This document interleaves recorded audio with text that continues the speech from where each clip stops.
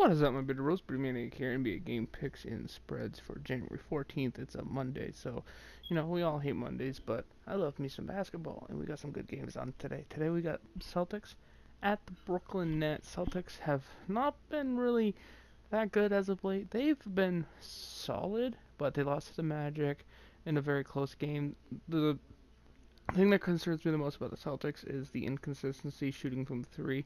Quite often you'll see 3 to 4 stars just absolutely bomb from three, like just miss everything, and that ends up costing them a few games. I think I've seen personally that it cost them at least 6 to 7 games this year already, and that's absolutely insane. But Celtics currently favored by 2.5. I'm gonna pick them to win and cover, mainly because it's the Nets without LeVert. If LeVert was healthy, I think the Nets could very well upset. I mean, they still technically could, but I think the Celtics will do enough to win.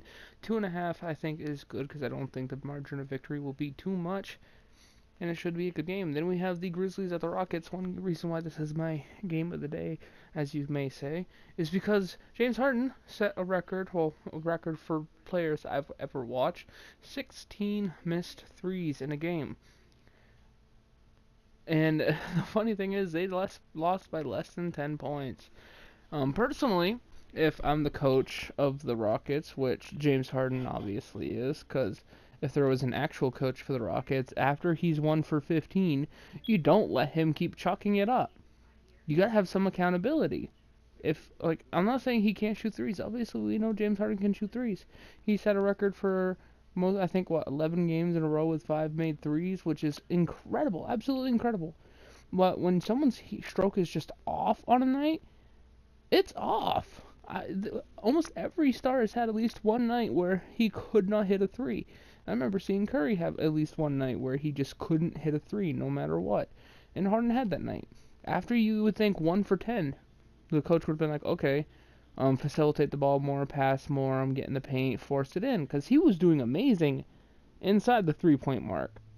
But no, he missed 16 fucking threes. That's 48 points off the board from just your missed threes. Holy shit. Even if you made half of them, that is another 24 points. You would have blown them out. But no. It was just sad. I don't think there will be a repeat.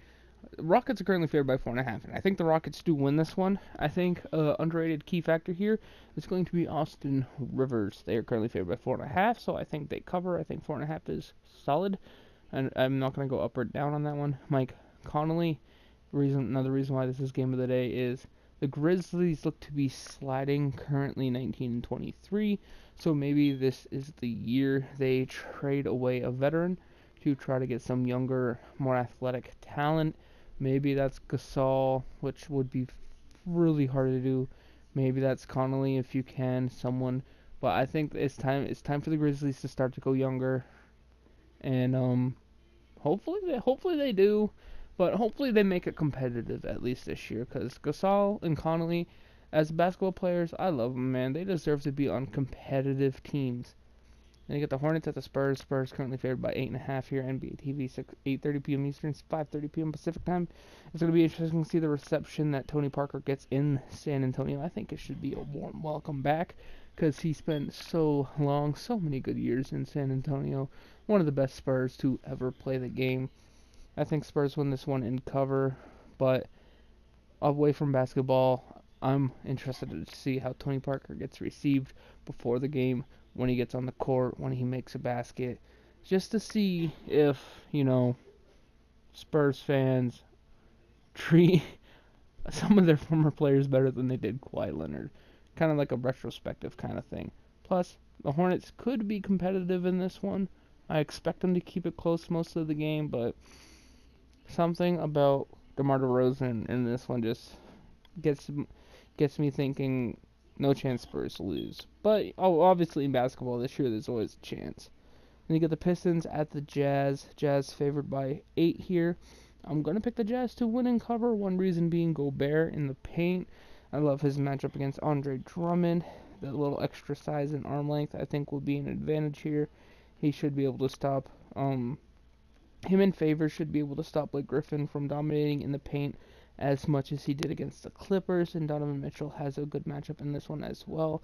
Could be a close game through the first half, but I think the Jazz pull away in the third quarter. 8-point spread I think is nearly ideal. I would go up to 9.5 at the most, just because I feel like Donovan Mitchell's going to have a good shooting night. Trailblazers Kings for the next one. 2.5-point spread favoring the Kings. It's weird that the Kings are favored. I'm going to check real quick, make sure if there's an injury or not. No, it's just Maurice Harkless is the only one missing from the Trailblazers.